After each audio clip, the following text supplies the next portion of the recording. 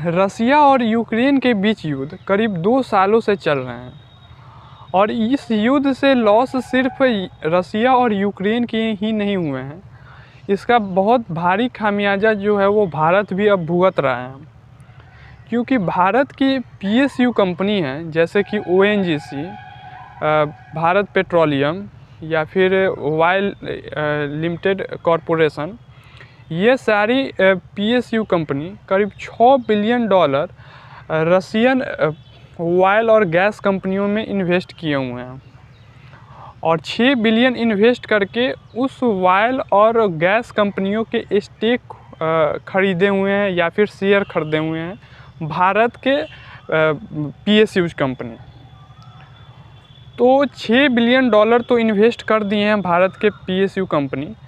तो वहाँ से जो प्रॉफिट होते थे, जो डिविडेंड होते थे, मीन्स कि शेयर खरीदने के बाद उस वहाँ के कंपनी से जितने सारे तेल या फिर गैस सेल होते थे, तो वहाँ से जो प्रॉफिट निकलते थे उसका कुछ हिस्सा भारत की ये पीएसयूज कंपनी को भी मिलते थे, क्योंकि भारत के ये सारी कंपनियाँ वहाँ पे शेयर खरीदे हुए थे। तो वहाँ से जितने सारे भी प्रॉफिट होते थे रसियन कंपनी से,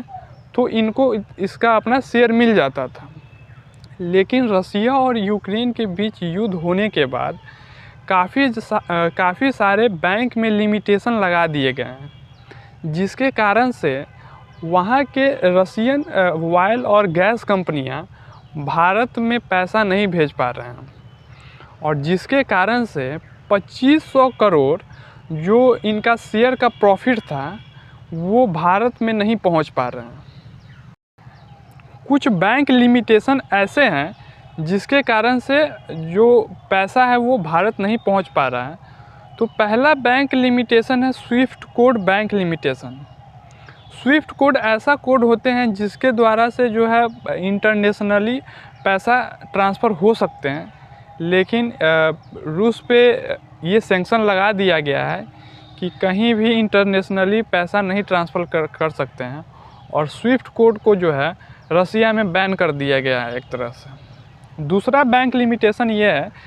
कि रूस के राष्ट्रपति जो पुतिन थे उन्होंने अनाउंसमेंट कर दिए कि कोई भी हमारे देश में डॉलर में ट्रांजैक्शन नहीं होंगे, मीन्स कि कोई भी अगर काम होगा वो डॉलर में नहीं होंगे। तो मेन मुख्य यही बैंकिंग लिमिटेशन है जिसके कारण से जो है पैसा का लेन देन करना बहुत ज़्यादा मुश्किल हो गया है। पहला क्या, तो पहला स्विफ्ट कोड और दूसरा रसिया ने डॉलर में लेन देन करना बंद कर दिए हैं। तो अब जो 2500 करोड़ रुपये फंसे हैं भारतीय पीएसयूज कंपनी के, तो अब भारत में कैसे आएंगे पैसे, क्योंकि 2022 के बाद से सारे ट्रांजैक्शन भारत में जो होते थे, जितना भी प्रॉफिट आते थे वो होते थे, लेकिन 2022 के बाद ये सारे ट्रांजैक्शन अभी फ़िलहाल के लिए बंद हैं। तो भारत जो है वो लगातार रसिया से संपर्क बनाए हुए हैं, किसी न किसी ज़रिए यह पैसा को कन्वर्ट कराया जा सकता है। जैसे कि अगर वहाँ से पैसा न मंगा करके उसके बदले में कुछ वहाँ से प्रोडक्ट ही यहाँ पे इंपोर्ट कर लेंगे और इसके बदले जो है भारतीय जो गवर्नमेंट है वो अपना जो है पैसा जो है कन्वर्ट करवा सकते हैं। मीन्स कि वहाँ से रुपया नहीं मंगा करके कोई ऐसा प्रोडक्ट या फिर वहाँ से ऑयल ही यहाँ इंपोर्ट करवा लेंगे